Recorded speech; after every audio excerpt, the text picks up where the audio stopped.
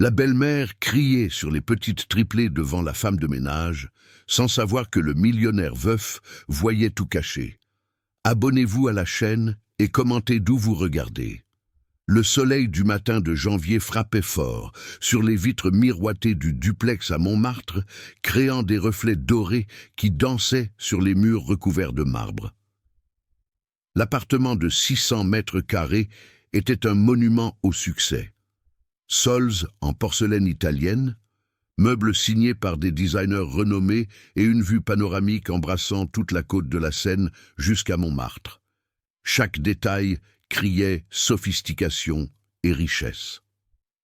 Jean Dupont, à 43 ans, ajustait sa cravate Hermès devant le miroir vénitien du hall d'entrée. Grand, avec des épaules larges, sculptées par des années de natation au club de natation de Paris, des cheveux grisonnants aux tempes qui lui donnaient distinction, il portait le poids de celui qui a construit un empire à partir de rien. Ses mains, toujours impeccables, tremblaient légèrement alors qu'il vérifiait sa montre Patek Philippe, un cadeau qu'il s'était offert après avoir finalisé l'achat du centre commercial Les Halles, le 5e de son réseau à Paris. « Papa va encore partir en voyage ?» La voix douce résonna dans le couloir, le faisant se retourner. Clara, Fernande et Émilie, ses triplés de 6 ans, apparurent à la porte de la chambre, encore en pyjama rose avec des motifs de licorne. Leurs cheveux blonds bouclés tombaient sur leurs épaules délicates, et leurs yeux bleu-gris, héritage de leur mère décédée, le regardaient avec un mélange d'attente et de résignation qui lui brisait le cœur. « C'est juste jusqu'à demain, mes princesses. Papa a une réunion très importante à Paris. » Jean se baissa, ouvrant les bras pour accueillir l'étreinte matinale de ses filles. L'odeur du shampoing pour enfants à la camomille se mêlait à son parfum coûteux, créant un contraste qui l'émouvait toujours. « Mais tu as promis que tu allais m'apprendre à faire du vélo sans petite roue aujourd'hui, » murmura Clara, l'aînée de 3 minutes, posant sa tête sur l'épaule paternelle. « Et je tiendrai ma promesse. Quand je reviendrai, nous irons au parc des Buttes-Chaumont et vous apprendrez toutes les 3. Une promesse de Dupont vaut plus que de l'or, n'est-ce pas ?» Les filles sourirent, mais il remarqua l'ombre de la déception qui traversait leur visage. Combien de promesses avait-il brisées ces derniers mois? Combien de réunions, de voyages et d'affaires avaient été plus importantes que les premiers pas, les premiers mots, les petites conquêtes quotidiennes de ses filles? « Camille !» Jean appela, élevant la voix. « Les filles ont-elles déjà pris leur petit déjeuner ?» D'un fond de l'appartement surgit une femme élégante de 35 ans, portant un peignoir en soie blanche qui soulignait sa silhouette élancée. Camille Dupont avait la prestance de quelqu'un qui a grandi parmi les salons de la haute société parisienne. Ses cheveux châtains lissés tombaient parfaitement sur ses épaules, un maquillage discret mais impeccable même à cette heure matinale. Ses yeux, verts, qu'un jour Jean trouva fascinants, semblaient maintenant froids comme du jade. « Bonjour, mon amour. » Camille s'approcha, déposant un baiser chaste sur la joue de son mari. Son parfum français était intense, presque écœurant, à cette première heure du matin. « Les filles attendent que tu finisses de te préparer pour prendre le petit déjeuner. Madame Eunice a déjà tout préparé. »« Maman Camille, tu viens jouer avec nous aujourd'hui ?» demanda Fernande, la plus timide des 3, tirant délicatement l'ourlet du peignoir. Camille éloigna la main de l'enfant d'un mouvement subtil, mais Jean remarqua la tension dans le geste. « Maman a des engagements importants aujourd'hui, ma chérie. Vous pouvez jouer dans la chambre ou regarder la télévision. » La voix de Camille était douce, mais il y avait une froideur sous-jacente qui dérangeait toujours Jean. « Mon amour, que dirais-tu d'annuler tes engagements et de rester avec les filles ? Je reviendrai demain soir et... » « Jean, tu sais que je ne peux pas. J'ai le déjeuner de bienfaisance de l'Institut Cœur Solidaire, ensuite la réunion du comité du bal de gala de la Maison de la Paix, et ce soir le dîner des Dupuis. Ce sont des engagements inévitables. » Camille ajusta une mèche de cheveux inexistante, un geste que Jean avait appris à reconnaître comme un signe d'irritation. Il soupira, embrassant le front de chaque fille. « Comportez-vous bien pour maman Camille et pour madame Eunice, d'accord? Papa va appeler ce soir. » En prenant son porte-documents en cuir et les clés de sa Porsche, Jean observa Camille conduisant les filles vers la cuisine américaine. Elle leur parlait d'un ton poli, mais distant, comme si elles étaient des visiteurs dont elle devait se débarrasser poliment.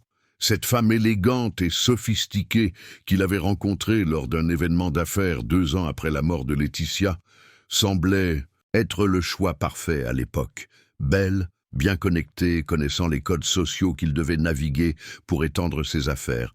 Mais était-ce le bon choix pour ses filles? La question le hantait pendant le trajet jusqu'à l'aéroport d'Orly. Dans le trafic du boulevard périphérique, tout en observant la silhouette de la tour Eiffel émergeant des nuages matinaux, Jean se remémora Laetitia. Sa première épouse avait le don de transformer des moments simples en souvenirs précieux. Le café du matin devenait un pique-nique dans le salon, le bain des filles se transformait en fête de mousse, et chaque découverte enfantine était célébrée comme la plus grande conquête du monde. Camille était tout ce que Laetitia n'avait pas été. Stratégique, ambitieuse, consciente du statut social. Mais ces filles avaient-elles besoin de stratégie? Ou avaient-elles simplement besoin d'amour? Le téléphone portable sonna, interrompant ses pensées. C'était son secrétaire confirmant la réunion avec les investisseurs arabes intéressés à financer un complexe hôtelier à la Barra de Tijuca. Une affaire de 500 millions d'euros qui pourrait définitivement consolider son groupe d'entreprises dans le secteur touristique. Jean accéléra, laissant derrière lui les doutes maternels qui le hantaient toujours quand il était seul. Les affaires, il comprenait. Tableau, projection, stratégie de marché, c'était son territoire sûr. La paternité, en revanche, restait un manuel en langue étrangère, rempli de nuances qu'il apprenait encore à déchiffrer. Ce que Jean n'imaginait pas, c'était qu'à ce moment précis, dans l'appartement doré qu'il laissait derrière lui, une tempête se préparait pour révéler des vérités qui changeraient tout pour toujours, dans la vie de sa famille. Dans l'appartement silencieux du Marais, Madame Eunice ajustait son tablier bleu marine sur son uniforme blanc impeccable. À 46 ans, elle portait dans ses mains calleuses l'histoire d'une vie entière, dédiée au travail domestique. Née dans un quartier populaire de Saint-Denis, fille d'une blanchisseuse et d'un maçon, Eunice avait appris dès son jeune âge que la dignité se conquiert avec la sueur et la détermination. Ses yeux marrons, toujours attentifs, reflétaient une intelligence que peu d'employeurs prenaient la peine de remarquer. Diplômée en pédagogie de l'Université de Paris à 38 ans, étudiant le soir, après des journées épuisantes, elle cachait son diplôme au fond du tiroir. L'expérience lui avait appris que des employeurs comme Camille Dupont se sentaient menacés par des employées trop instruites. Il était plus sûr d'être vu seulement comme la femme de ménage compétente et discrète. « Madame Eunice, où est ma bague en diamant ?» La voix stridente de Camille résonna dans l'appartement, faisant frémir les triplés à la table du petit déjeuner. Eunice soupira, s'essuyant les mains sur le torchon. Elle connaissait ce ton, c'était le prélude à une tempête.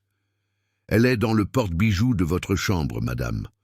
Je l'ai rangée hier, après que vous l'ayez enlevée pour prendre votre bain. Je n'ai pas demandé où tu penses qu'elle est, j'ai dit d'aller la chercher. » Camille apparut dans la cuisine américaine, encore en peignoir, mais maintenant avec le visage tordu par l'irritation matinale. Les 3 filles avaient cessé de manger les crêpes au miel que Nice avait préparées spécialement pour elles. Clara avala difficilement, Fernande baissa les yeux, et Émilie serra fermement la main de sa sœur la plus proche. Elle connaissait ce ton de voix. « Oui, madame. » Eunice baissa la tête et se dirigea vers la chambre du couple. En montant l'escalier en marbre vers l'étage supérieur, elle entendit Camille râler dans la cuisine. Ces employés de nos jours, elles pensent qu'elles peuvent faire n'importe quoi. De mon temps, elles savaient quelle était leur place. Lorsque Eunice revint avec la bague, elle trouva une scène qui glaça son sang. Camille était debout devant les triplés qui restaient assises comme des statues à la table du petit déjeuner. Regardez-moi cette saleté. Camille pointait quelques miettes de biscuits sur le sol, près de la table. Vous êtes des cochons. Vous ne savez pas manger correctement. Vous pensez que cette maison est une porcherie. Désolée, maman Camille, murmura Clara, la voix tremblante. Je n'ai pas vu que ça était tombé. Je n'ai pas vu. Vous ne voyez jamais rien. Vous êtes des négligentes, exactement comme... Camille s'interrompit brusquement, mais le venin dans sa voix avait déjà été déversé. Comme quoi, madame? Eunice s'approcha, feignant de ne pas comprendre la gravité du moment. Comme rien. Nettoyez ça immédiatement. Camille prit la bague des mains d'Eunice d'un geste brusque, mais les filles comprenaient parfaitement. Camille allait dire exactement comme votre mère. Eunice vit des larmes silencieuses couler sur le visage de Fernande. Les filles, que diriez-vous de finir le petit déjeuner sur le balcon? La journée est magnifique, proposa Eunice, essayant de briser la tension. Elles vont finir ici même, et vont apprendre à manger sans tout renverser. Camille frappa la table en granit. J'en ai assez de ce manque d'éducation. Madame, ce sont des petites filles. Petites filles? Camille se tourna vers Eunice, les yeux verts pétillants. Elles ont 6 ans, ce ne sont pas des bébés. Elles devraient déjà avoir des manières à table, mais comment vont-elles apprendre si tout le monde leur passe la main dans les cheveux?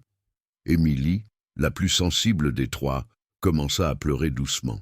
Le son délicat résonna dans la grande cuisine, créant un contraste douloureux avec le marbre froid et les appareils électroménagers brillants. « Ah, maintenant tu vas pleurer, vraiment ?» Camille s'approcha de la fillette, le visage crispé. Les pleurs sont pour ceux qui ont mal, pas pour la petite gâtée qui ne veut pas nettoyer sa propre saleté. Elle n'a pas fait exprès, madame. Eunice tenta d'intervenir, mais Camille la coupa d'un geste sec. Je n'ai pas demandé ton avis. Tu as déjà fait assez de mal en gâtant ces enfants. Depuis que tu es arrivée ici, elles ne sont que plus insolentes et paresseuses. Eunice sentit son sang bouillir, mais garda son visage impassible. En 15 mois de travail dans cette maison, elle avait appris à reconnaître les signes. Camille était particulièrement agressive lorsque Jean Dupont était en voyage, comme si l'absence de son mari lui donnait carte blanche pour montrer sa vraie personnalité. « Voilà, j'ai nettoyé », murmura Clara, ramassant les dernières miettes avec la serviette en lin. « Tu as nettoyé? Regarde comme c'est resté. » Camille pointa une tache presque invisible sur le sol. « Vous ne savez rien faire correctement. Madame Eunice, prends le chiffon avec du désinfectant et nettoie ça correctement. » Alors qu'Eunice se baissait, et pour nettoyer le sol impeccable, elle entendit Camille continuer l'humiliation. « Vous savez pourquoi votre père voyage autant? Parce qu'il en a marre de voir ce désordre à la maison. Il travaille comme un fou pour vous entretenir, et vous ne faites que salir et déranger. » Fernande sanglota plus fort, et Clara passa son bras autour de sa sœur. Eunice remarqua comment les filles se protégeaient mutuellement, créant un bouclier invisible contre la cruauté verbale de leur belle-mère. « Non, ce n'est pas vrai, » murmura Clara, plus pour elle-même que pour Camille. « Qu'est-ce que tu dis? Tu me contredis. » Camille se pencha sur la table, le visage à quelques centimètres de celui de Clara. « Tu m'accuses de mentir? » « Non, non, maman Camille. » « Alors ne fais pas de bruit, vous allez monter maintenant dans votre chambre et vous ne descendrez que lorsque je l'autoriserai. Et je veux cet appartement dans un silence absolu. J'ai des appels importants à passer. » Les triplés se levèrent de la table comme des automates, main dans la main, et montèrent l'escalier sans se retourner. Eunice entendit la porte de la chambre se fermer avec un doux clic. « Et toi ?» Camille se tourna vers « Eunice, arrête de prendre leur parti contre moi. Tu es employée ici, pas la copine des enfants. » Eunice prit une profonde inspiration, comptant mentalement jusqu'à 10. « Oui, madame, je vais continuer le nettoyage. » Seule dans la cuisine, pendant que Camille montait pour se préparer, Eunice sentit son cœur se serrer. Dans son sac, caché parmi des documents personnels, se trouvait un enregistreur numérique. Jean Dupont avait acheté le mois précédent. Il n'avait pas encore eu le courage de l'utiliser, mais chaque jour, il se convainquait un peu plus qu'il devait protéger ses enfants. Là-haut, Dans la chambre des filles décorée, avec du papier peint à motif de papillons roses, 3 petites sœurs se consolaient mutuellement, chuchotant des promesses qu'un jour tout irait mieux. Aucune d'elles ne savait qu'à ce moment précis, Jean Dupont se trouvait dans le salon VIP de l'aéroport, relisant un message texte reçu pendant la nuit. « Monsieur Dupont, j'ai besoin de vous parler d'une affaire très sérieuse à votre retour. Madame Eunice. » Le vol de Paris à Rio était retardé de 2 heures en raison d'une tempête qui avait balayé le plateau central pendant l'après-midi. Jean Dupont tambourinait des doigts sur la table en acajou du salon VIP, alternant son regard entre le portable où il révisait des contrats et le téléphone affichant le message de Madame Eunice pour la 10e fois. « Monsieur Dupont, j'ai besoin de vous parler d'une affaire très sérieuse à votre retour. Madame Eunice. » La formalité du message l'intriguait. En 15 mois de travail, la femme de ménage ne s'était jamais adressée à lui par texto, préférant toujours communiquer par l'intermédiaire de Camille ou des notes laissées sur le réfrigérateur concernant la routine des filles. Quelle affaire pouvait être si grave pour justifier cette rupture de protocole?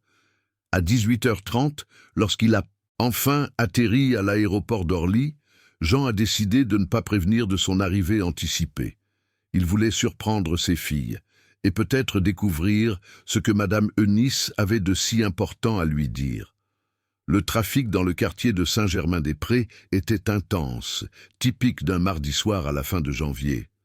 Alors que le chauffeur privé naviguait dans les rues étroites de Saint-Germain, Jean observait les enfants jouant dans le sable de la plage, les vendeurs ambulants proposant de l'eau de coco fraîche, les familles réunies dans les kiosques profitant de la fin de l'après-midi parisien.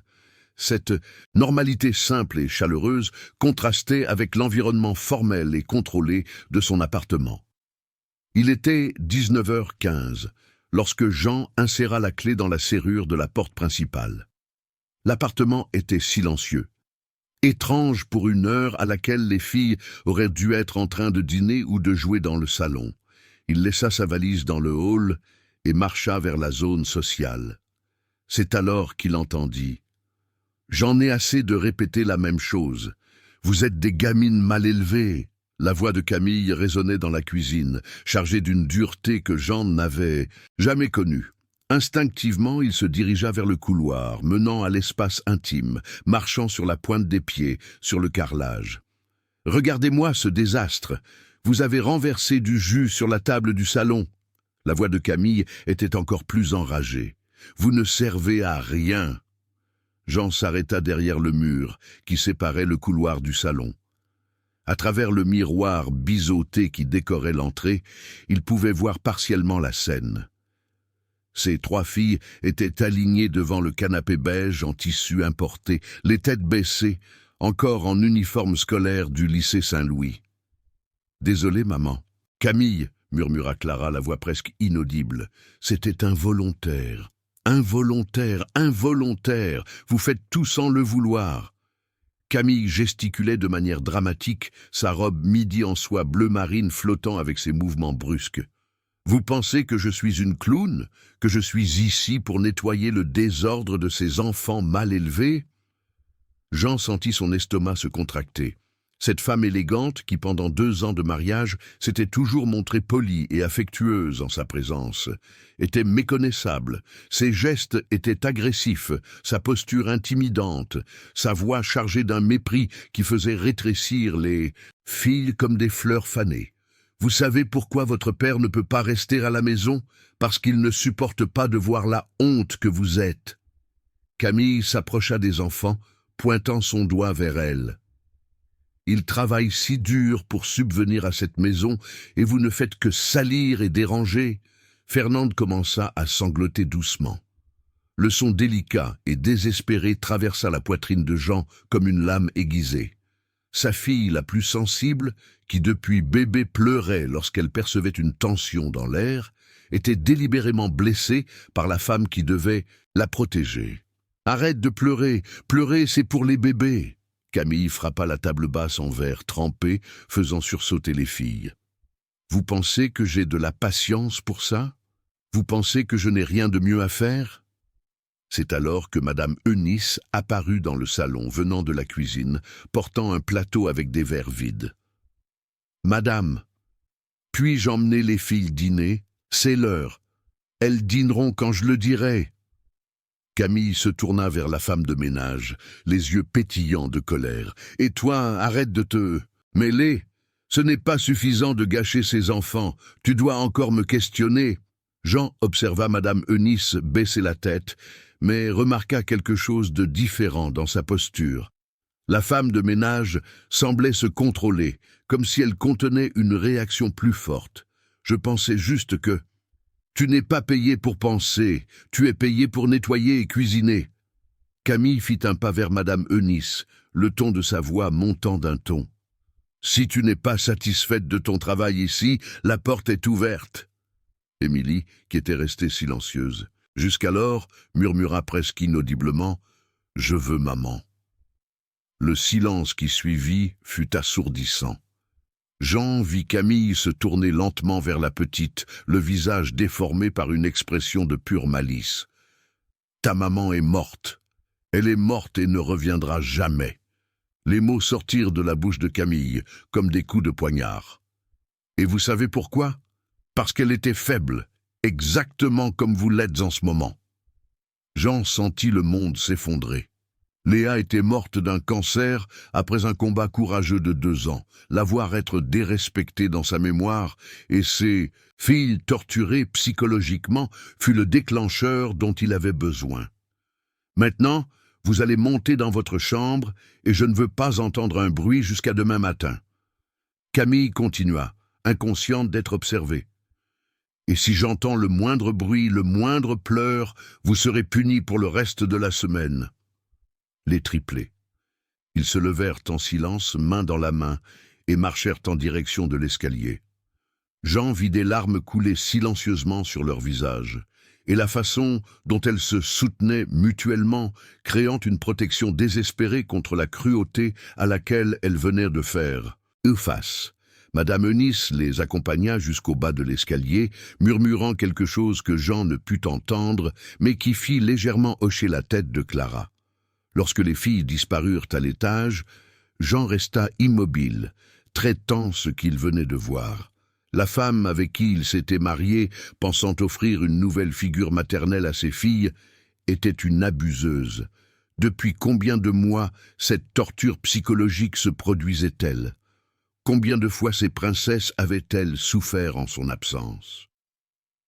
Le son des talons de Camille, s'approchant du couloir, le fit se déplacer rapidement. Jean monta silencieusement par l'escalier de service qui menait à son bureau au 2e étage. Il avait besoin de quelques minutes pour organiser ses pensées avant de confronter la situation.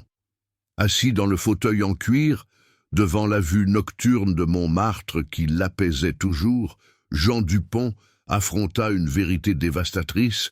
Il avait complètement échoué en tant que père. Et maintenant, il devait trouver un moyen de protéger ses filles sans détruire leur vie dans le processus. Jean resta dans le bureau pendant 2 heures, l'esprit bouillonnant entre la colère et le remords. Par la fenêtre panoramique, il observait les lumières du parc des Bapézuges. Chaumont scintillant au loin, tout en essayant de traiter l'ampleur de ce qu'il avait été témoin.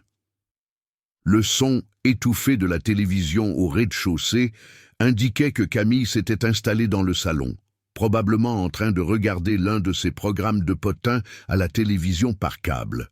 À 21h30, lorsqu'il entendit ses pas monter vers la chambre conjugale, Jean descendit silencieusement pour vérifier ses filles. La porte de la chambre des triplés était entr'ouverte, et il put les voir dormir enlacées dans le même lit, bien que chacune ait son propre lit individuel, décoré d'un baldaquin en tulle rose. Clara était au milieu, protégeant ses sœurs avec ses petits bras. Même en dormant, leurs visages montraient encore des traits de tension. Jean remarqua que Fernande tenait fermement un ours en peluche usé, le même que Léa lui avait donné à l'hôpital, lors de sa dernière hospitalisation. « Monsieur Jean ?» La voix douce de madame Eunice le fit se retourner. Elle était au bout du couloir, encore en tablier, tenant une tasse de thé à la camomille. Eunice. Jean ferma délicatement la porte de la chambre des filles et se dirigea vers le salon. « J'ai besoin de te parler, maintenant. » Ils s'assirent sur les canapés en cuir du salon intime, un espace plus réservé que Jean utilisait pour des réunions familiales.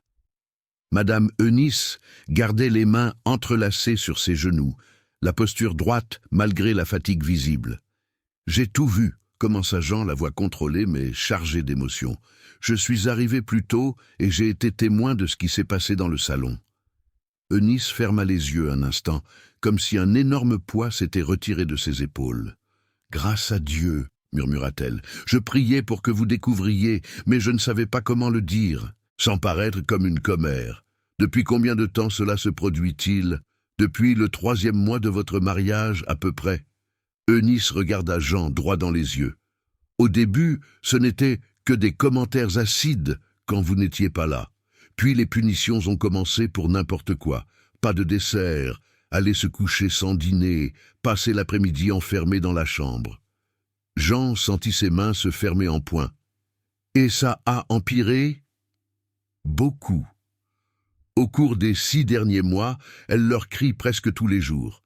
Elle dit qu'elles sont un fardeau, que vous ne pouvez plus les supporter, que leur mère est morte de honte d'avoir des filles si mal élevées. » Eunice marqua une pause, déglutissant avec difficulté. « Monsieur, j'ai des enregistrements. » « Des enregistrements ?»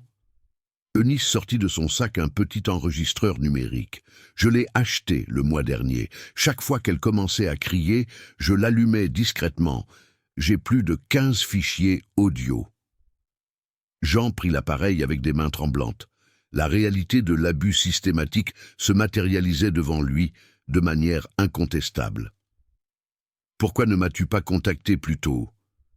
Monsieur, avec tout le respect que je vous dois, vous voyagez 3 fois par semaine.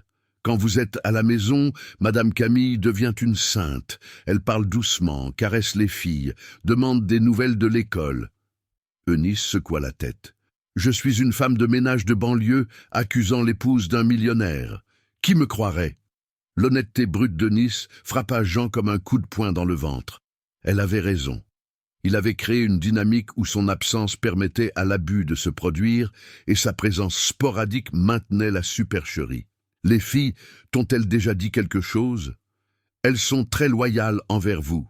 Elles ne veulent pas que vous vous inquiétiez ou que vous soyez triste. Eunice essuya discrètement une larme. Mais Émilie a recommencé à faire pipi au lit. Fernande a développé un bégaiement qui n'apparaît que lorsque madame est à proximité. Et Clara, elle se sent responsable de protéger ses sœurs. Jean se leva et marcha jusqu'à la fenêtre, observant l'animation nocturne de la plage de Montmartre. Des jeunes couples se promenaient sur le trottoir, des enfants jouaient dans les parcs, des familles normales menant des vies normales. Sa famille, derrière la façade dorée, était en train de se désintégrer. « Eunice, j'ai besoin de ton aide. Tout ce que vous voudrez, monsieur Gien. D'abord, je veux que tu continues à documenter tout, mais sois extrêmement prudente. Si Camille découvre... » Jean se tourna vers elle. « Deuxièmement, j'ai besoin de mieux comprendre la routine des filles lorsque je voyage. Tout, horaire, repas, comment elles réagissent, ce qu'elles font pour se protéger. Les filles ont créé quelques codes entre elles, » révéla Eunice hésitante. Quand madame devient très en colère, elle se cache dans le placard et raconte des histoires sur leur mère. Clara se souvient de presque tout et le raconte à ses sœurs. Jean sentit son cœur se briser un peu plus. Ses filles préservaient la mémoire de leur mère comme un bouclier contre le présent hostile. « Y a-t-il autre chose que je devrais savoir ?» Eunice hésita, mordant sa lèvre. « Parle, madame Eunice. Peu importe ce que c'est. La patronne. Elle donne des médicaments aux filles pour qu'elles s'endorment plus tôt quand vous n'êtes pas là. Elle dit que c'est une vitamine, mais j'ai reconnu le flacon. C'est le même médicament que ma voisine donne à son fils hyperactif. La révélation finale fut comme une gifle au visage. Camille médicamentait ses filles sans ordonnance, probablement pour avoir plus de paix pendant les nuits. À partir de demain, je vais réduire drastiquement mes déplacements, annonça Jean. Et je veux que tu saches que tu peux compter sur moi pour quoi que ce soit. Tu protèges mes filles quand j'ai échoué à le faire. Monsieur Jean, vous êtes un bon père. Vous faisiez juste confiance à la mauvaise personne. Lorsque Madame Eunice se retira dans sa petite suite à l'arrière de l'appartement, Jean monta dans la chambre du couple.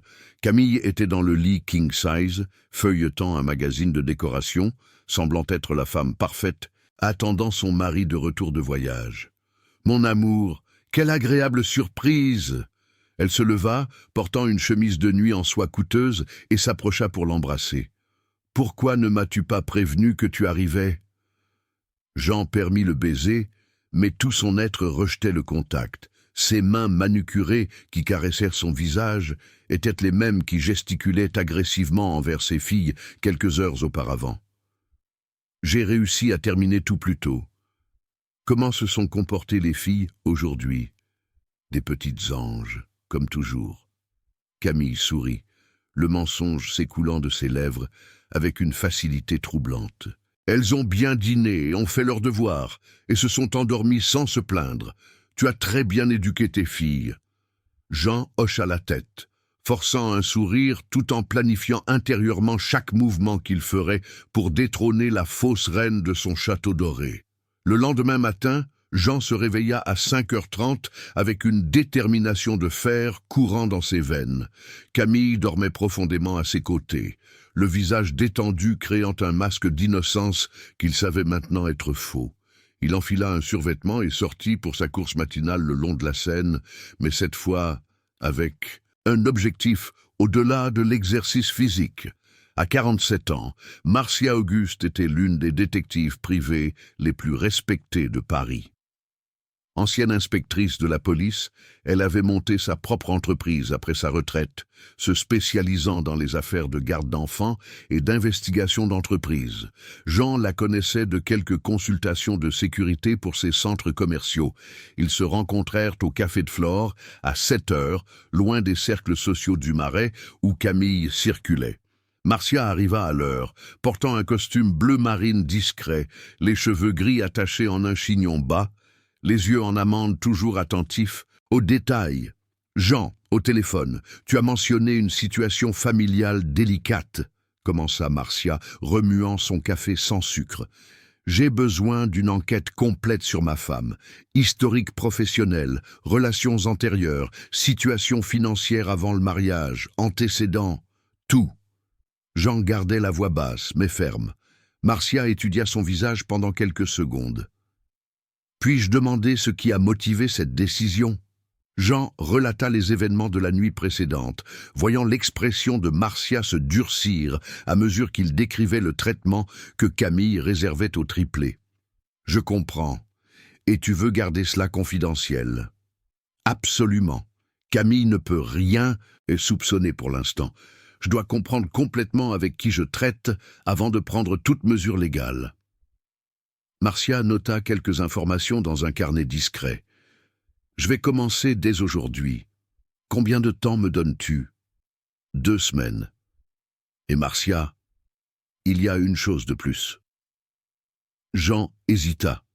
« Je veux une enquête sur Madame Eunice aussi. Elle est notre femme de ménage et aide à protéger mes filles. Je veux savoir si je peux lui faire confiance complètement. Sage. Je vais enquêter sur les deux simultanément. » Lorsque Jean retourna à l'appartement à 8h30, il trouva une scène qui le surprit.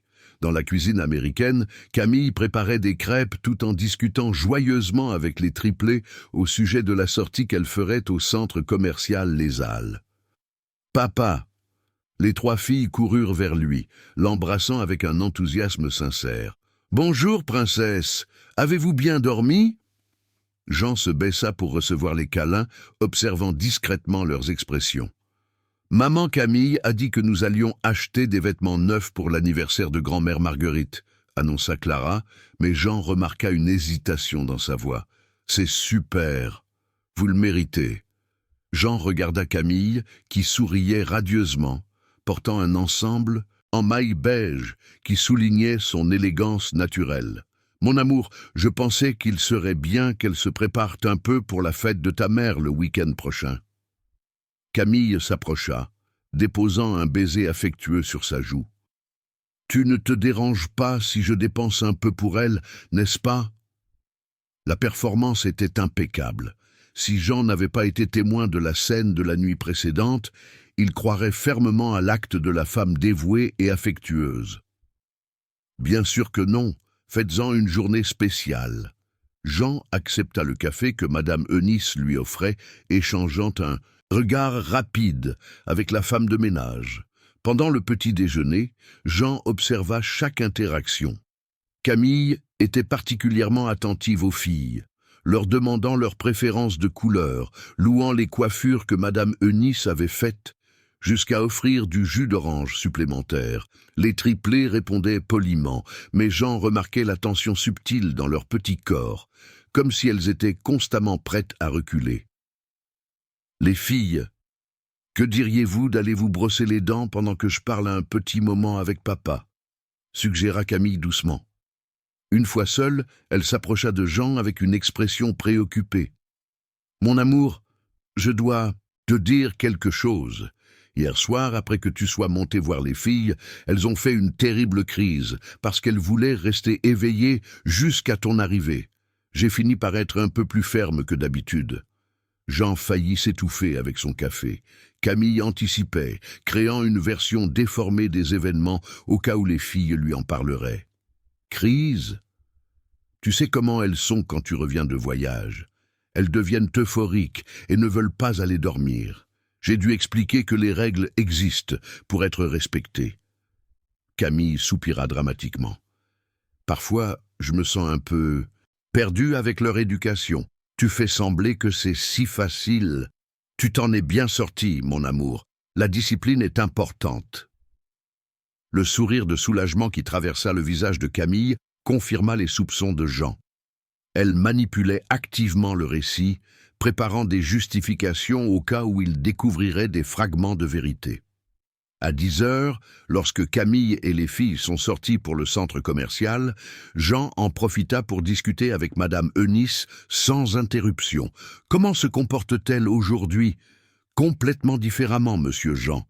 Depuis qu'elle s'est réveillée, elle est douce avec les filles. Elle a même préparé le café du matin elle-même, ce qu'elle ne fait jamais. Elle soupçonne quelque chose. » Eunice secoua la tête. « Je ne pense pas. Mais elle a commenté quelque chose d'étrange avec moi ce matin.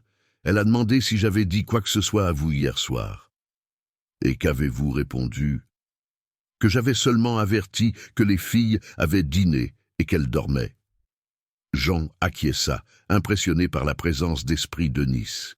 « Eunice, puis-je vous poser une question personnelle ? » ?»« Bien sûr, monsieur Jean.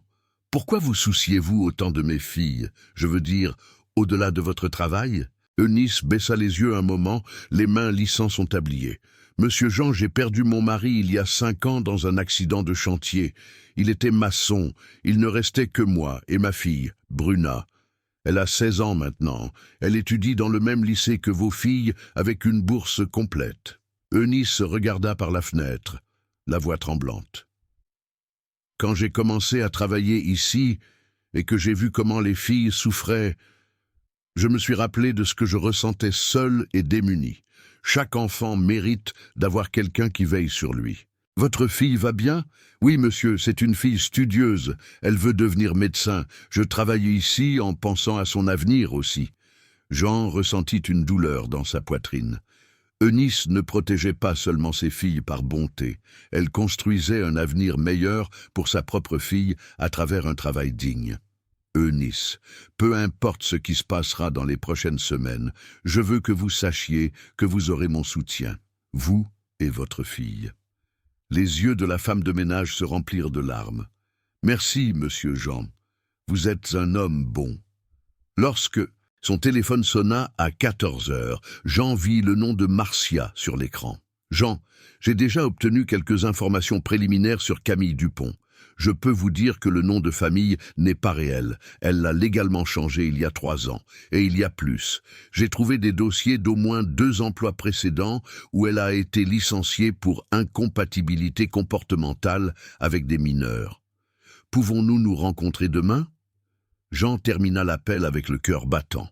L'enquête avait commencé et les premières découvertes confirmaient déjà que Camille Dupont était beaucoup plus dangereuse qu'il ne l'imaginait. Le café du matin du jeudi, dans l'appartement silencieux dans le Marais, se déroula dans un silence tendu. Jean observait discrètement ses filles jouer avec les céréales dans leur assiette, tandis que Camille feuilletait un magazine de mode française affichant une normalité totale. La nuit précédente avait été particulièrement révélatrice. Il avait faim de dormir et avait entendu Camille au téléphone avec quelqu'un discutant de stratégie pour maintenir les choses sous contrôle.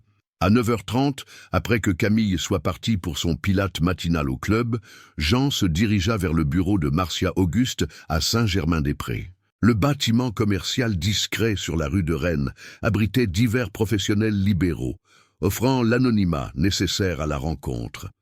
Marcia l'accueillit dans une salle sobre, avec des murs tapissés de livres juridiques et une grande table en bois couverte de dossiers organisés.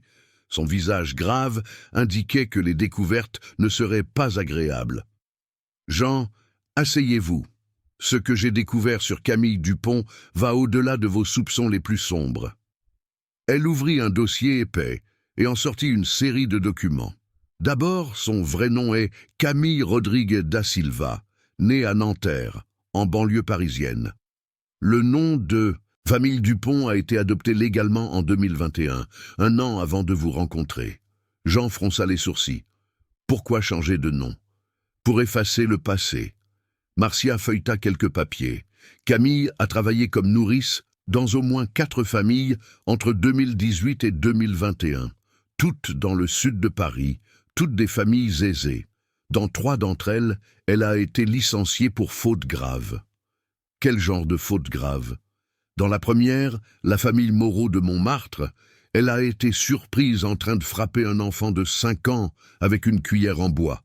Dans la deuxième, la famille Lefebvre de Saint-Germain, elle a été prise en train de donner des médicaments non prescrits à 2 enfants de 3 et 6 ans, pour les faire dormir plus et avoir moins de travail.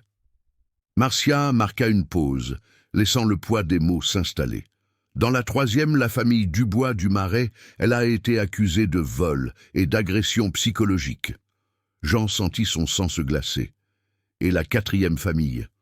Là, ça devient intéressant. Dans la 4e famille, celle des Andrade Costa, elle n'a pas été licenciée. Elle a épousé le patriarche de la famille, un homme d'affaires veuf de 62 ans avec 2 filles adolescentes. Elle s'est mariée. Jean-Claude Andrade Costa, propriétaire de 2 concessions automobiles, veuf depuis 3 ans, 2 filles de 15 et 17 ans. Marcia lui tendit une photo de l'homme. Ils se sont mariés en décembre 2020. Il est mort d'une crise cardiaque en mars 2021. Jean étudia la photo. Un homme d'apparence prospère, cheveux grisonnants, sourire confiant. 3 mois de mariage? Exactement. Et voici la partie la plus choquante. Ces filles ont engagé une action contestation de l'héritage. Elles affirmaient que leur père était traité illégalement par Camille et qu'elle avait falsifié un testament. Marcia sortit d'autres documents. Le procès a été suspendu car elles n'ont pas pu prouver de manière concluante, mais Camille a hérité de 2 millions d'euros et d'un appartement dans le Marais. Jean se laissa aller dans sa chaise, digérant les informations. C'est une prédatrice professionnelle. C'est exact, et il y a plus. J'ai découvert qu'elle maintient un contact régulier avec un avocat spécialisé en droit de la famille, le même qu'il a représenté dans le procès contre les filles de son second mari. Elle prévoit quelque chose contre moi? C'est très probable. Jean, cette femme a un schéma, elle identifie des hommes veufs avec un patrimoine considérable, gagne leur confiance par le soin apporté à leurs enfants, se marie rapidement, et ensuite... Marcia n'eut pas besoin de compléter la phrase. Jean resta silencieux pendant quelques minutes, digérant l'ampleur, la situation. Camille n'était pas seulement une belle-mère abusive, c'était une criminelle calculatrice qui avait fait de l'exploitation de familles vulnérables son mode de vie. Et concernant Madame Eunice, as-tu réussi à obtenir des informations? Le visage de Marcia s'adoucit. Madame Eunice est exactement ce qu'elle semble être. Veuve depuis 5 ans, travailleuse exemplaire, mère dévouée, diplômée en pédagogie de l'Université de Paris, elle a toujours eu des emplois exemplaires. D'ailleurs, j'ai découvert quelque chose d'intéressant à son sujet. Quoi? Elle a été renvoyée d'une école privée en 2019, le lycée Sacré-Cœur, à Saint-Germain-des-Prés. Non pas pour incompétence, mais pour avoir dénoncé un cas de violence physique contre un enfant de 6 ans. Elle a surpris une enseignante en train de frapper un élève et a signalé cela à la direction. L'école, pour protéger son image, a renvoyé les deux. Roberto ressentit une vague de respect pour Eunice. Elle a risqué son emploi pour protéger un enfant. Exactement.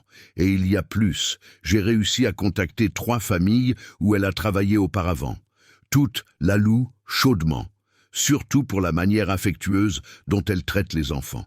Une des employeurs a dit que les enfants demandent encore « Tante Eunice » 2 ans après son départ.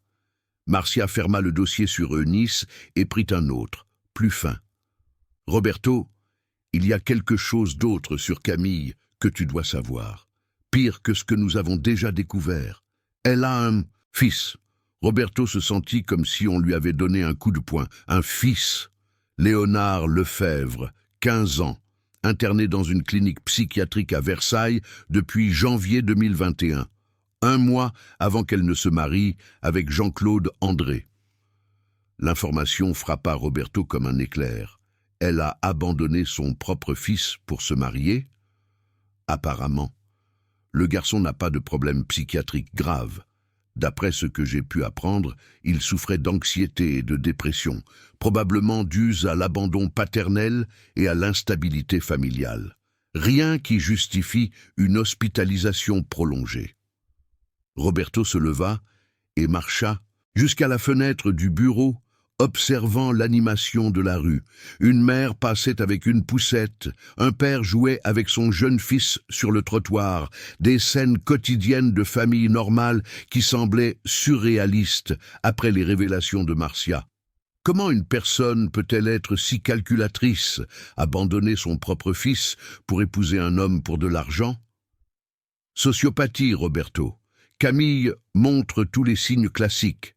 Charme superficiel, manipulation émotionnelle, manque d'empathie, comportement prédateur. Marcia s'approcha de lui. Et le plus dangereux, elle est extrêmement intelligente et organisée. Que penses-tu qu'elle planifie avec moi? Basée sur le schéma précédent, elle va essayer de t'isoler de tout soutien, surtout de Madame Eunice.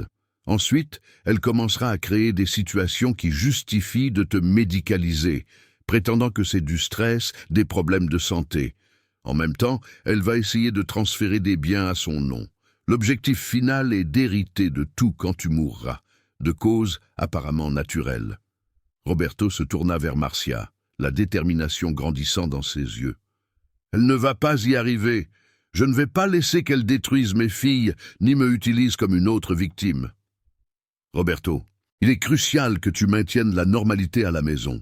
Si elle soupçonne que tu as découvert quoi que ce soit, elle pourrait accélérer ses plans ou simplement disparaître avec une partie de ton argent. Je comprends. Que veux-tu que je fasse maintenant? Marcia lui remit un petit dispositif électronique. Enregistreur de dernière génération. Discret mais de qualité professionnelle. Je veux que tu documentes toutes ces interactions avec toi et avec les enfants. Et nous devons découvrir qui est l'avocat avec qui elle est en contact. Roberto rangea le dispositif dans la poche intérieure de sa veste. Combien de temps avons-nous? Difficile à dire, mais Roberto, considérant que Jean-Claude est mort 3 mois après le mariage, je dirais que tu es en zone de danger. Elle attend probablement d'atteindre 2 ans de mariage pour avoir des droits plus solides sur tes biens. 2 ans seraient en mars, exactement, dans 6 semaines. Roberto sortit du bureau de Marcia avec une certitude cristalline. Il menait une guerre contre le temps pour sauver sa famille d'une prédatrice qui avait déjà détruit d'autres vies. Et le champ de bataille serait sa propre maison. Le mois de février apporta une routine, soigneusement orchestrée dans l'appartement du Marais. Roberto avait considérablement réduit ses voyages, prétendant avoir besoin de superviser personnellement l'expansion des centres commerciaux. Camille, quant à elle, intensifia sa performance d'épouse dévouée, préparant des dîners élaborés et organisant des programmes familiaux le week-end. C'était un vendredi pluvieux lorsque Roberto décida de mettre en pratique la première phase de son plan. Il rentra chez lui à 15 heures, plus tôt que d'habitude, portant un bouquet de roses blanches et une boîte de chocolat importé, des cadeaux qu'il avait achetés spécifiquement pour créer une atmosphère de normalité. Quelle merveilleuse surprise! Camille l'accueillit dans le hall, portant une robe midi rose qui mettait en valeur sa peau bronzée. Elle l'embrassa chaleureusement, mais Roberto remarqua que ses yeux scrutaient rapidement l'appartement, comme si elle vérifiait que tout était en ordre. Où sont les princesses? Dans la chambre, faisant leur devoir, Madame Eunice les aide. Camille arrangea les roses dans un vase en cristal baccarat. Mon amour, nous devons parler d'une chose importante. Roberto activa discrètement l'enregistreur dans sa poche. Bien sûr, de quoi s'agit-il? C'est à propos de Madame Eunice. Camille le conduisit dans le salon, s'asseyant à ses côtés sur un canapé en cuir italien. J'ai remarqué qu'elle est, comment puis-je dire, trop impliquée dans l'éducation des filles. De quelle manière? Hier, par exemple, je l'ai surprise en train d'enseigner les tables de multiplication à Clara alors qu'elle aurait dû nettoyer la cuisine. Et la semaine dernière, j'ai découvert qu'elle racontait des histoires aux 3 pendant l'heure de repos. Camille soupira dramatiquement. Mon amour, je sais qu'elle a de bonnes intentions, mais je ne peux pas accepter qu'une employée prenne des décisions sur l'éducation de nos filles. Roberto garda une expression neutre, bien que le sang bouillonnât dans ses veines. Penses-tu que c'est nuisible? C'est une question de hiérarchie et de limite. Les filles doivent comprendre qui sont les figures d'autorité dans la maison. Si Madame Eunice continue à agir comme si elle faisait, comme si elle faisait partie de la famille, elles vont être confuses sur les rôles de chacun. Je comprends votre inquiétude. De plus, Camille se pencha plus près, sa voix baissant pour un murmure conspirateur. J'ai remarqué qu'elle pose des questions sur notre routine familiale. Elle veut savoir vos horaires, vos réunions, quand vous partez en voyage. Ne trouvez-vous pas étrange qu'une femme de ménage ait tant de curiosité sur notre vie privée? Jean reconnut la tactique. Camille semait des graines de méfiance contre la seule personne qui avait été témoin de ses abus. Pensez-vous qu'elle ait des intentions cachées? Je ne veux pas être paranoïaque, mais, Jean, nous sommes une famille très prospère. Les employés peuvent parfois développer des attentes inappropriées. Camille toucha délicatement le bras de son mari. Peut-être serait-il mieux de recruter quelqu'un de plus professionnel, une gouvernante avec des références de famille de notre classe sociale. Avez-vous quelqu'un en tête? En fait, oui, Patricia Moreau m'a recommandé une merveilleuse gouvernante anglaise. Elle a travaillé pour des ambassadeurs, parle 3 langues, a de l'expérience avec l'éducation raffinée.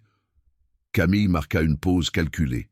Et surtout, elle connaît parfaitement les limites professionnelles. Jean hocha la tête pensivement. Je vais y réfléchir. Mais Madame Eunice a été très dévouée. Exactement, trop dévouée. C'est cela qui m'inquiète. Camille se leva, lissant sa robe. Mon amour, vous êtes un homme généreux, parfois trop généreux. Des personnes comme Madame Eunice peuvent mal interpréter votre bonté. À ce moment-là, Clara entra dans la pièce, portant un carnet de dessin. « Papa, viens voir ce que j'ai dessiné. » Jean ouvrit les bras pour accueillir sa fille, mais Camille intercepta rapidement.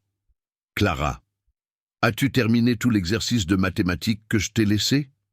La petite baissa les yeux. « Pas encore, maman Camille. » « Alors, ce n'est pas l'heure de jouer.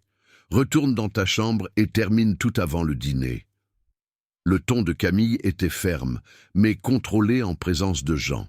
« Mais papa vient d'arriver. » Papa sera là après que tu aies terminé tes devoirs.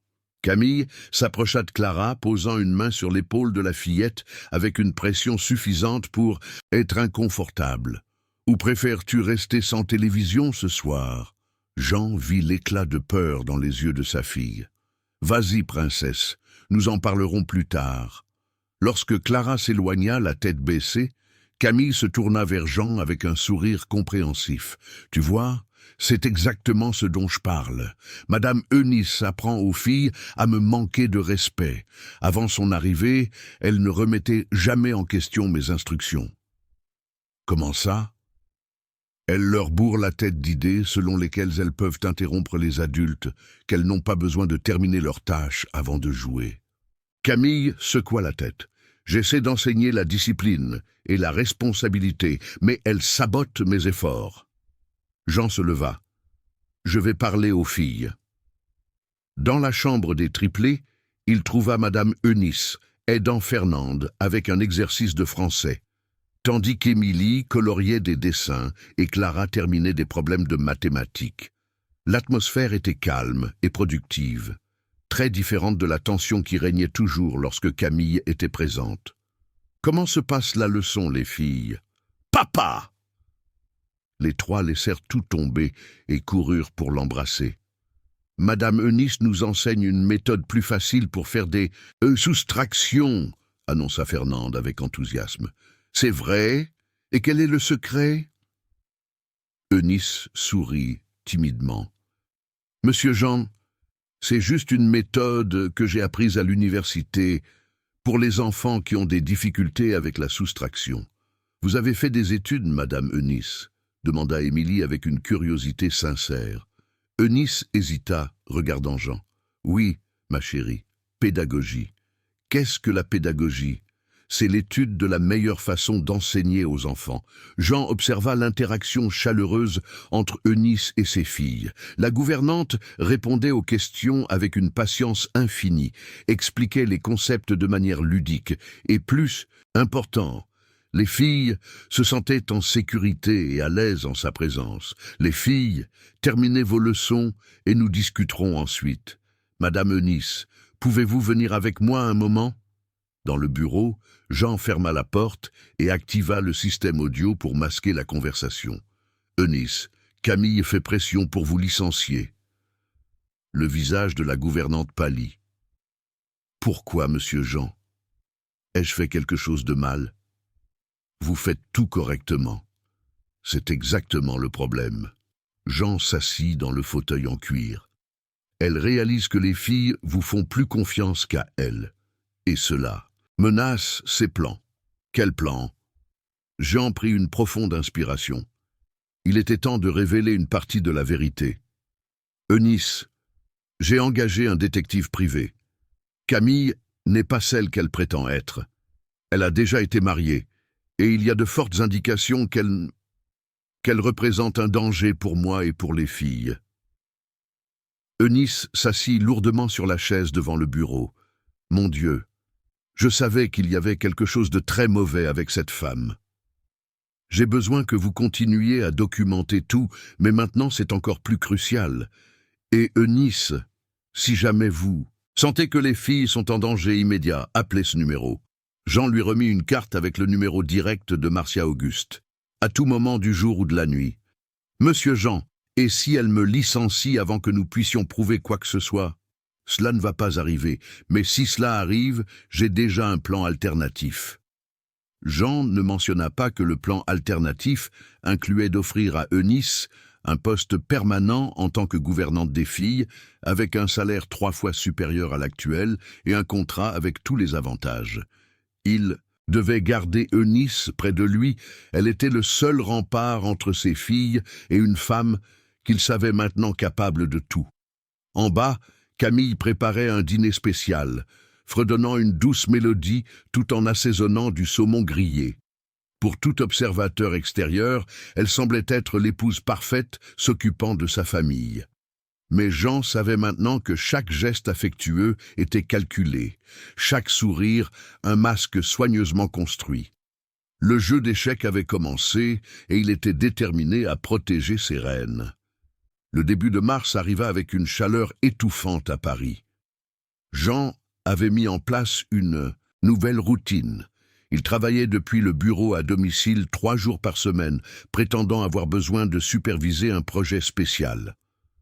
En réalité, il documentait systématiquement le comportement de Camille et observait ses interactions avec les triplés. C'était un mardi 5 mars, lorsque Marcia Auguste appela avec urgence dans la voix. « Jean, il faut que je te voie aujourd'hui. C'est au sujet de la fille de Camille. Léonard. J'ai découvert quelque chose qui change complètement la donne. » Ils se rencontrèrent dans un café discret sur la rue de Rennes, loin des regards curieux du quartier. Marcia arriva avec un dossier encore plus volumineux que lors des réunions précédentes, son visage grave trahissant la gravité des nouvelles découvertes. « J'ai réussi à parler avec la psychologue qui suit Léonard à la clinique de Versailles, » commença Marcia, baissant la voix. « Ce qu'elle m'a révélé est choquant. » Jean se pencha en avant, se préparant mentalement. Léonard n'a aucun trouble psychiatrique significatif. Il a été interné par Camille, sous prétexte de crises agressives. Mais l'équipe médicale n'a jamais réussi à documenter des épisodes justifiant une hospitalisation prolongée. Marcia ouvrit le dossier. « Jean, ce garçon est là depuis plus de 2 ans parce que sa mère ne veut tout simplement pas s'en occuper. Comment ça ? Pire encore. Léonard a révélé à la psychologue que Camille a un historique de relations abusives. Elle a eu au moins 3 petits amis après la mort du père de l'enfant, tous des hommes plus âgés et financièrement prospères. Et dans toutes ces relations, Léonard a souffert de négligence émotionnelle et, dans au moins 2 cas, d'agression physique. » Jean sentit son estomac se retourner. Elle agressait son propre fils. Pas directement, mais elle permettait à ses petits amis de le faire. Léonard a raconté que l'un d'eux le enfermait dans sa chambre pendant des heures comme punition pour déranger lorsque Camille recevait des visites. Marcia feuilleta quelques documents. « Il y a plus, Jean. La psychologue m'a informé que Léonard montre des signes clairs de traumatisme complexe, anxiété de séparation paradoxale, c'est-à-dire qu'il craint et désire simultanément le contact avec sa mère, et elle a dit quelque chose qui m'a donné des frissons. Maman disait toujours que je dérangeais ses projets. Mon Dieu, Jean, ce garçon a 15 ans et est émotionnellement détruit. L'internement n'est pas thérapeutique, c'est un dépôt. Camille paie des frais exorbitants pour garder son fils à l'écart, libre d'exécuter ses manigances matrimoniales. » Jean resta silencieux pendant de longues minutes, traitant l'horreur de la situation. Camille n'était pas seulement une opportuniste. C'était une mère qui avait délibérément abandonné son propre fils pour faciliter ses manipulations. Y a-t-il d'autres découvertes? Malheureusement, oui. Marcia sortit un autre ensemble de papiers. J'ai eu accès aux dossiers médicaux du 2e mari de Camille, Jean-Claude André. Il n'est pas mort d'une crise cardiaque naturelle. Jean se figea. Comment ça? Jean-Claude était sous traitement pour hypertension avec un médicament spécifique. Dans les 3 mois précédant sa mort, il a présenté des symptômes étranges. Confusion mentale, fatigue excessive, problèmes de coordination. La fille aînée a essayé de le convaincre de consulter un autre médecin, mais Camille intervenait toujours, disant que c'était le stress au travail.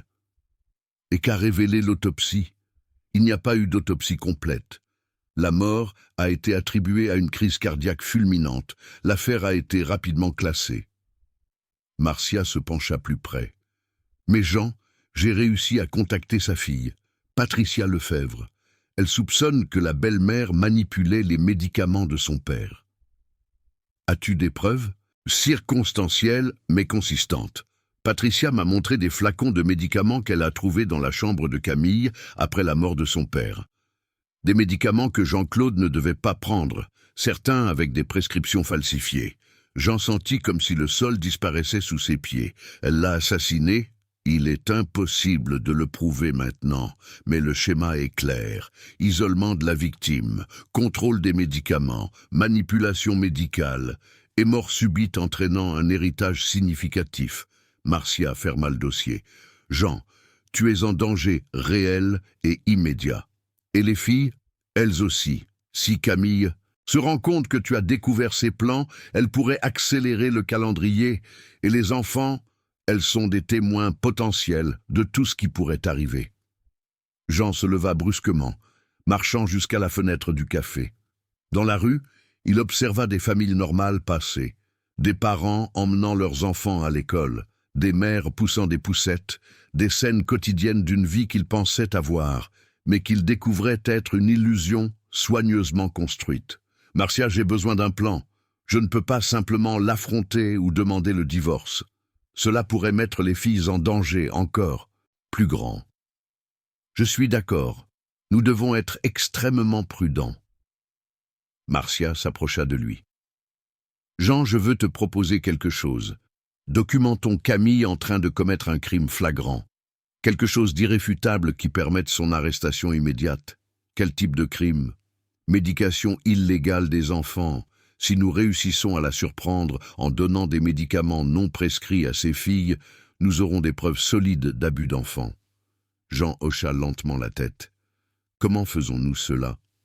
D'abord, j'ai besoin que tu installes des caméras cachées dans l'appartement, surtout dans la chambre des filles et dans la cuisine, où elles préparent les repas. » Marcia lui remit une carte. « Ce technicien est discret et fiable. Dis-lui que c'est pour la sécurité patrimoniale. Et après, nous provoquons une situation où elle devra médicamenter les enfants. Peut-être que tu annonceras un voyage de quelques jours. Cela la rend toujours plus anxieuse pour contrôler l'environnement. » Jean rentra à l'appartement à 18h, trouvant une scène domestique apparemment parfaite.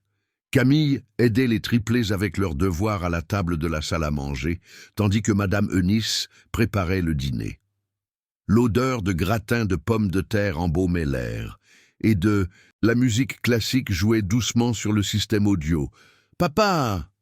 Les filles coururent à sa rencontre, l'embrassant avec l'enthousiasme sincère qui réchauffait toujours son cœur. « Salut, princesse. Comment s'est passée l'école aujourd'hui? La tante Fernande a dit que nos rédactions étaient les meilleures de la classe, » annonça Maria Clara, fière. « De quoi avez-vous écrit? »« Sur notre famille, » répondit Maria Eduarda timidement. « J'ai écrit sur toi et sur Madame Eunice. » Jean remarqua Camille froncer légèrement les sourcils. « Et sur maman Camille ?» Maria Eduarda baissa les yeux. « J'ai oublié. »« Ce n'est pas grave, chérie. La prochaine fois, tu incluras tout le monde, » consola Jean, mais observa Camille noter mentalement l'oubli de sa fille. Pendant le dîner, tout en discutant avec enthousiasme des projets scolaires des filles, Jean étudia discrètement chaque mouvement de Camille. Chaque geste affectueux semblait scénarisé, chaque sourire calculé pour un impact visuel maximal. C'était comme observer une actrice jouant le rôle d'épouse et de mère, sans jamais se connecter émotionnellement avec le reste de la famille. Personnage. Plus tard, après avoir couché les filles, Jean annonça calmement « Chérie, je vais devoir voyager à Lyon la semaine prochaine. Réunion stratégique avec les investisseurs du centre commercial de Lille. Je resterai probablement 3 jours. » Camille ne put cacher complètement l'éclat de satisfaction qui traversa ses yeux. « C'est dommage, mais je comprends. Les affaires passent en priorité. Te sens-tu à l'aise de rester seule avec les filles? Bien sûr. Nous formons une super équipe, n'est-ce pas, les filles? » Camille sourit aux triplés qui répondirent poliment, mais Jean remarqua la tension qui s'installa instantanément dans leur petit corps. Cette nuit-là, alors que Camille dormait profondément à ses côtés, Jean resta éveillé à planifier chaque mouvement des jours suivants. Il savait qu'il s'apprêtait à exposer ses filles à une situation de risque calculée, mais c'était le seul moyen de garantir leur sécurité définitive. Ce que Jean n'imaginait pas, c'était que, dans la chambre à côté, Madame Eunice était également éveillée, organisant dans son esprit comment protéger les filles pendant les jours les plus dangereux à venir. Le matin du lundi 11 mars, Jean exécuta la première phase du plan avec une précision chirurgicale. À 6 heures, des techniciens spécialisés arrivèrent à l'appartement sous le prétexte de mettre à jour le système de sécurité. Camille, encore somnolente, accepta sans poser de questions l'explication de Jean sur la modernisation des équipements en raison des vols récents dans la région. En 4 heures de travail, des micro-caméras haute définition furent discrètement installées dans la chambre des filles, dans la cuisine, dans le salon et dans le couloir principal. Chaque dispositif était invisible à l'œil nu, mais capable d'enregistrer audio et vidéo en qualité professionnelle, transmettant tout en temps réel au bureau de Marcia Auguste.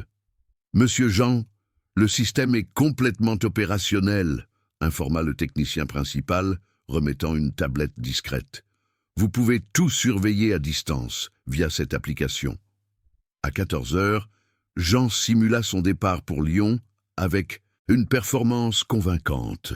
Il embrassa tendrement Camille, étreignit chacune des triplés et promit d'appeler chaque soir.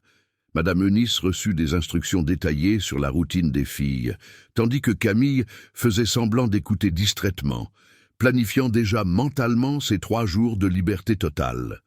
Ce que Camille ne savait pas, c'était que Jean était à seulement 15 minutes de distance, installé dans une suite à l'hôtel de Crillon à Saint-Germain-des-Prés, surveillant chaque mouvement à travers les caméras cachées. La transformation de Camille fut immédiate et choquante. À 15h30, moins d'1 heure après le départ de Jean, les caméras enregistrèrent la première explosion. Maria Fernande avait accidentellement renversé un verre d'eau sur la table de la cuisine en prenant un goûter. « Espèce d'idiote, tu ne sais même pas boire de l'eau correctement !» La voix de Camille résonna à travers les haut-parleurs de la tablette, faisant serrer les poings à Jean. « Regarde le désordre que tu as fait !» Les images montraient Maria Fernande reculant, les yeux remplis de larmes, tandis que Camille gesticulait agressivement sur la flaque d'eau sur le sol. « Désolé, maman Camille. Désolé, ne nettoie pas le sol. Eunice !» cria Camille. « Viens nettoyer la saleté que cette fille a faite !» Jean observa Eunice apparaître rapidement dans la cuisine, nettoyant l'eau tout en essayant de consoler discrètement Maria Fernande. La femme de ménage lança un regard inquiet à Camille, reconnaissant clairement les signes d'une escalade dangereuse. À 17 heures, pendant le dîner, la situation se détériora dramatiquement. Maria-Émilie, la plus sensible des triplés, refusa de manger les haricots verts que Camille avait préparés. « Je n'aime pas les haricots verts », murmura la petite fille, repoussant légèrement son assiette. « Tu n'aimes pas ?» Camille se leva brusquement de la table, la chaise raclant le sol avec fracas. « Tu crois que cette maison est un restaurant? Que tu peux choisir ce que tu veux manger ?» Camille, elle est encore une enfant. Eunice tenta d'intervenir doucement. « Tais-toi, personne ne t'a demandé ton avis. » Camille se tourna vers Eunice avec une colère contenue. « Et toi ?» pointant du doigt Maria-Émilie, « tu vas manger tout ce qu'il y a dans cette assiette. Tout. Mais je n'y arrive pas. » Maria-Émilie commença à pleurer doucement. « Tu vas y arriver. Et si tu n'y arrives pas, tu resteras assise jusqu'à ce que tu y arrives. Toute la nuit si nécessaire. » Jean regardait horrifié à travers l'écran. Maria-Émilie, à peine 6 ans, essayait d'avaler les haricots verts entre des sanglots, tandis que ses sœurs l'observaient en silence, clairement terrifiées. À 19h30 vint le moment que Marcia avait prévu. Les filles étaient dans la chambre en train de jouer silencieusement quand Camille entra en portant 3 petits verres en verre. « Les filles, c'est l'heure du médicament. » Jean activa immédiatement l'enregistrement en haute définition. Ce serait la preuve irréfutable dont ils avaient besoin. « Quel médicament, maman Camille ?» demanda Maria Clara prudemment. « C'est une vitamine spéciale pour que vous dormiez bien et fassiez de beaux rêves, » répondit Camille d'une voix mielleuse, qui contrastait grotesquement avec son agressivité précédente. « Papa a demandé que je vous le donne pendant qu'il est en voyage. » Jean savait que c'était un mensonge. Il n'avait jamais autorisé aucun médicament. « Ça a l'air mauvais, » observa Maria Fernande, reniflant le liquide rose dans le verre. « C'est bon, et les filles obéissantes prennent leurs médicaments sans se plaindre. » Le ton de Camille se durcit subtilement. « ou vous n'êtes pas des filles obéissantes? Les trois sœurs échangèrent des regards inquiets. Jean pouvait voir la peur sur leur visage, tandis qu'elles levaient à contre-cœur les verres à leurs lèvres. C'est alors que Eunice apparut dans l'embrasure de la porte de la chambre. « Madame, puis-je demander quel médicament c'est ?» Camille se retourna lentement, les yeux étincelants. « C'est la vitamine que le pédiatre a prescrite. » « Quel pédiatre? Le docteur Martin n'a jamais prescrit quoi que ce soit pour que les filles prennent le soir. » Le silence qui suivit fut tendu.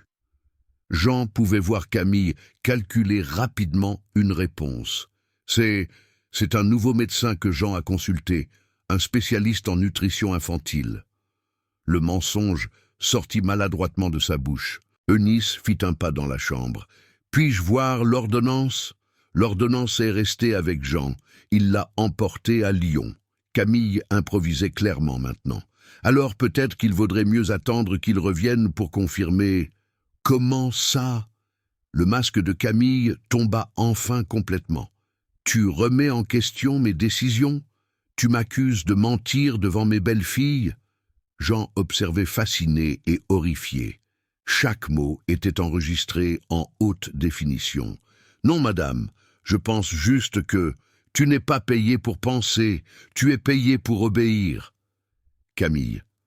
Elle s'approcha de madame Eunice de manière menaçante. « Et si tu n'es pas satisfaite de ton travail ici, tu peux prendre tes affaires et partir dès aujourd'hui. » Les triplés observaient la scène, tenant encore les verres avec le médicament non identifié. Clara, faisant preuve d'un courage impressionnant pour ses 6 ans, chuchota. « Madame Eunice, s'il vous plaît, ne partez pas. » Camille se tourna vers la fillette avec une expression meurtrière. « Tu ne m'as pas parlé. Personne ne t'a parlé. Laisse les filles tranquilles. » Madame Eunice se mit protectivement entre Camille et les enfants. « Comment tu parles avec moi ?» Camille explosa complètement. « Je suis la maîtresse de cette maison. C'est moi qui dirige ici. » Jean Dupont était déjà en train de se lever de la chaise de l'hôtel quand il vit Camille faire un pas agressif vers madame Eunice, clairement hors de contrôle. « Maîtresse, calmez-vous. Les filles ont peur. Les filles ont peur parce que tu fais un scandale. » C'est alors que l'impensable se produisit. Camille, complètement hors d'elle, leva la main pour frapper madame Eunice. La femme de ménage se déroba instinctivement, et la main de Camille frappa le verre que tenait Clara, brisant le verre au sol. Lichou. Bruit du verre brisé résonna dans la chambre comme un coup de feu. Les 3 filles crièrent simultanément, et Clara commença à saigner d'une petite coupure au doigt. « Regardez ce que vous avez fait !» cria Camille, complètement hors de contrôle. « Regardez le désordre !» Jean ne put plus supporter cela. Il éteignit sa tablette, prit les clés de la voiture et se précipita chez lui. Dans l'appartement, madame Eunice consolait les filles tout en nettoyant la coupure de Clara, murmurant des mots apaisants, tandis que Camille continuait à crier dans le couloir. Ce que aucune d'elles ne savait, c'est que chaque seconde des 3 derniers jours avait été documentée en qualité professionnelle, créant un dossier irréfutable d'abus systématiques qui changerait à jamais le destin de cette famille. Jean arriva à l'appartement en un temps record, montant les marches de marbre 3 à 3. Ses mains tremblaient en insérant la clé dans la serrure, le cœur battant à cause de l'adrénaline et de la colère qui circulèrent dans ses veines.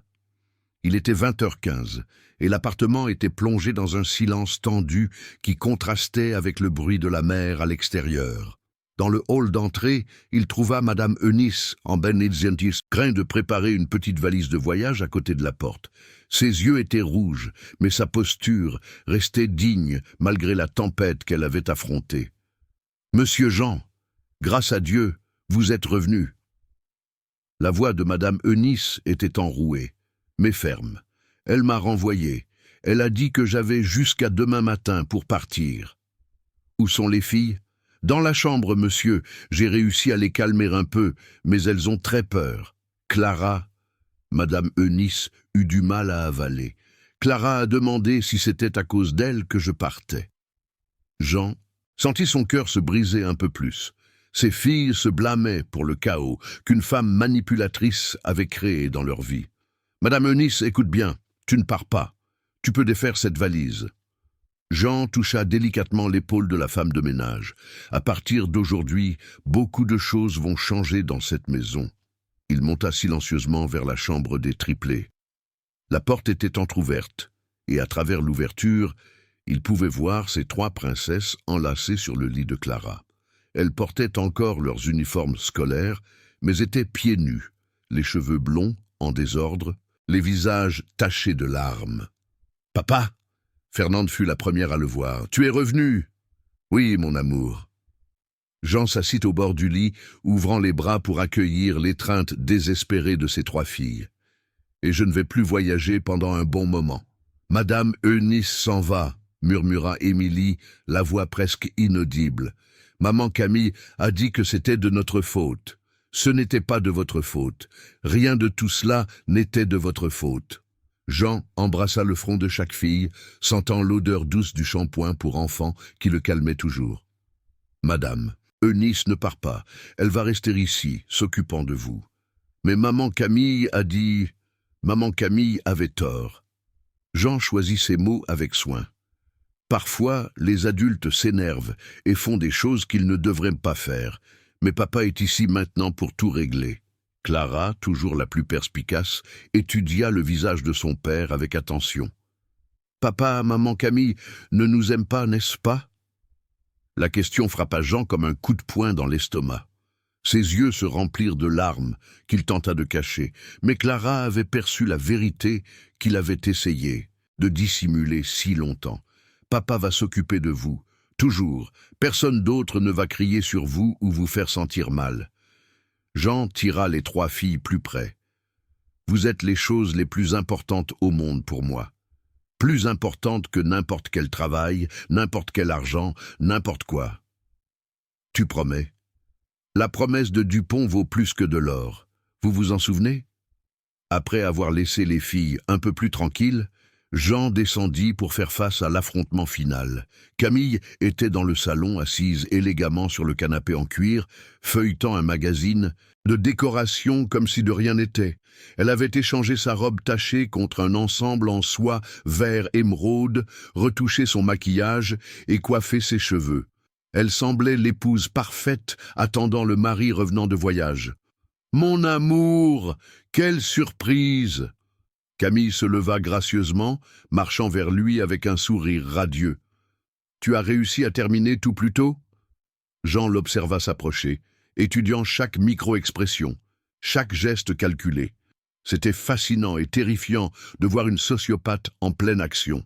« Nous avons eu quelques problèmes ici aujourd'hui, » répondit Jean, gardant la voix contrôlée.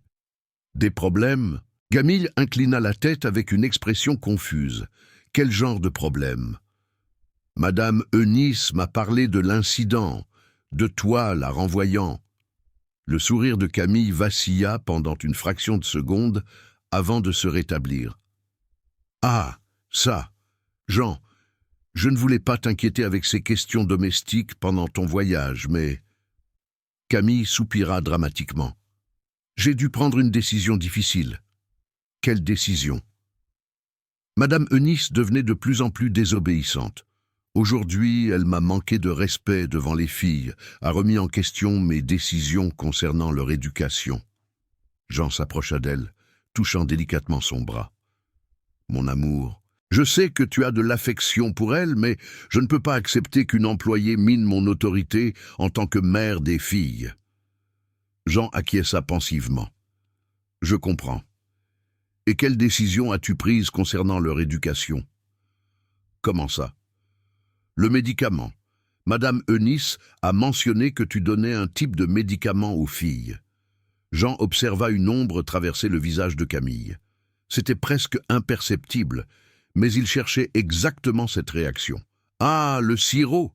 C'est un complexe vitaminique que le nouveau pédiatre a recommandé pour renforcer leur système immunitaire. » Camille sourit naturellement, mais Jean remarqua qu'elle détourna légèrement le regard. « Quel pédiatre ? Docteur Fernand, le spécialiste en nutrition infantile que tu as rencontré la semaine dernière. » Jean ressentit un mélange d'admiration sombre et de répulsion face à la facilité avec laquelle Camille mentait. Il n'avait jamais connu de docteur Fernand. « Camille, je dois te dire quelque chose. »« Bien sûr, mon amour. Qu'est-ce qui se passe ?» Jean se dirigea vers le bar et servit 2 verres de whisky écossais, en remettant un à elle. Il était important de la garder détendue pour ce qui allait suivre. « Je ne suis pas allé à Lyon. » Camille s'arrêta avec le verre à mi-chemin de ses lèvres. « Comment ça ? Je suis resté à Paris, à l'hôtel de Crillon. » Jean but une gorgée de whisky, observant chaque micro-expression sur son visage. En observant. Le silence qui suivit fut assourdissant. Camille posa le verre sur la table basse avec des mains qui commençaient à trembler presque imperceptiblement. Observer quoi ? Jean prit la tablette qu'il avait laissée sur la table du hall et activa l'écran. Les images de la journée commencèrent à être reproduites. Camille criant sur Fernande à propos du verre d'eau, forçant Émilie à manger des haricots verts entre des larmes, offrant des médicaments non prescrits. Le visage de Camille perdit toute couleur. « Jean, je peux expliquer. »« Vraiment ?» Jean augmenta le volume de la reproduction. La voix furieuse de Camille résonna dans la pièce. « Les filles sont effrayées parce que tu fais un scandale. Ça n'est pas ce que ça semble. Ce n'est pas. » Jean mit la vidéo sur pause à l'image de Camille se préparant à agresser Madame Eunice. « Alors explique-moi ce que c'est. » Camille se leva brusquement, commençant à marcher d'un côté à l'autre. Jean pouvait voir. Son esprit travaillait frénétiquement, cherchant une issue, une explication, une manipulation qui pourrait la sauver. « Jean, tu ne comprends pas la pression que c'est de s'occuper de 3 enfants seuls. Elles sont très difficiles quand tu n'es pas là. Elles font des caprices, désobéissent. » Camille tenta un sourire compréhensif. « Peut-être que j'ai été un peu plus ferme que nécessaire, mais c'était pour leur bien. » « Pour leur bien ?» Jean se leva, la fureur transparaissant enfin dans sa voix. « Tu appelles ça ferme de dire à mes filles que leur mère est morte de honte, que je n'en veux plus d'elles? Je n'ai jamais dit ça. J'ai un enregistrement de tout. » Jean explosa. « Chaque mot, chaque cri, chaque humiliation que tu as infligée à mes filles. » Camille recula comme si elle avait reçu une gifle. Ses yeux verts, autrefois séduisants, montraient maintenant une froideur reptilienne. « Tu m'as espionné ? J'ai protégé mes filles d'une prédatrice. » C'est alors que le masque tomba complètement. Camille cessa de marcher, redressa les épaules et regarda Jean avec une expression de pur mépris. « Tes filles !» Elle rit, un son aigu et désagréable. « Tes filles pleurnichardes, collantes comme des sangsues. Tu pensais que je ne savais pas ce que je faisais ?» Jean resta silencieux, la laissant se révéler complètement. « Tu étais une cible parfaite, Jean. Veuf riche, en manque d'affection, avec 3 enfants problématiques que aucune femme intelligente ne voudrait. » Camille marchait maintenant avec des pas prédateurs. « Je pensais que ce serait plus facile, mais tes filles sont vraiment insupportables. Continue. » « Continue quoi? Tu veux entendre la vérité ?» Camille jeta ses cheveux en arrière. « La vérité, c'est que je me suis marié avec toi pour l'argent. La vérité, c'est que tes filles me dégoûtent avec ce besoin pathétique d'attention. La vérité, c'est que j'ai tout planifié depuis le début. » Jean activa discrètement l'enregistreur dans sa poche. « Planifier quoi exactement? D'abord, me débarrasser de ces enfants. Les internats dans un internat ou te convaincre qu'elles avaient besoin d'une aide spécialisée. » Camille sourit avec malice. « Ensuite, prendre soin de toi. Quelques petits problèmes de santé, beaucoup de stress, des médicaments pour l'anxiété. Des accidents arrivent, Jean. » Jean sentit des frissons parcourir son échine. « Comme cela s'est passé avec Jean-Claude ?» Camille s'arrêta brusquement. « Comment tu... » « Je sais tout, Camille. De Léonard abandonné à Versailles. Des familles précédentes où tu as travaillé. De comment Jean-Claude est vraiment mort. » Pendant un moment, Jean vit quelque chose qui pourrait être de la peur dans ses yeux. mais cela fut rapidement remplacé par une colère froide. « Prouve. » »« Je n'ai pas besoin de prouver, j'ai déjà prouvé. » Jean montra à nouveau la tablette. « J'ai suffisamment de preuves pour t'envoyer en prison juste pour ce que tu as fait aujourd'hui. Médicament illégal sur mineur, abus psychologique, négligence. » Camille étudia son visage pendant de longues secondes, évaluant ses options. « Que veux-tu ? » ?»« Je veux que tu partes de ma maison. Hors de la vie de mes filles, pour toujours. Et si je ne suis pas d'accord ?» Jean sourit froidement. « Alors tu vas découvrir le système pénitentiaire français. Et je peux te garantir que ce ne sera pas aussi confortable que ta suite à Versailles. » Camille resta silencieuse pendant quelques minutes, pesant clairement ses alternatives limitées. « Combien ? Comment ça ? Combien tu vas me donner pour partir silencieusement ?» Jean avait attendu cette question. C'était le dernier coup d'une prédatrice acculée. 1 million d'euros, virement bancaire ce soir. En échange, tu signes un document renonçant à tout droit sur mes biens, tu t'engages à ne plus jamais me contacter ni contacter mes filles, et tu acceptes que je garde les enregistrements comme garantie. Camille calcula rapidement. 1 million était bien moins que ce qu'elle prévoyait d'hériter, mais significativement plus que ce qu'elle obtiendrait si l'affaire allait en justice. Et si j'accepte, les enregistrements restent gardés ? Tant que tu respectes l'accord.